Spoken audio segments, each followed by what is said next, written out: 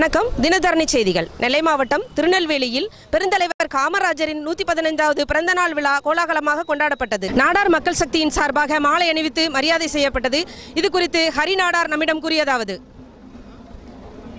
இன்று பெருந்தலைவர் அவர்களின் 115வது பிறந்த நாளை முன்னிட்டு நெல்லை சந்திப்பு ரயில் நிலையத்திற்கு முன்பு உள்ள காமராஜர் திருவுருவ சிலைக்கு மாலை அணிவித்து மரியாதை செலுத்துவதற்காக வந்துள்ளோம்.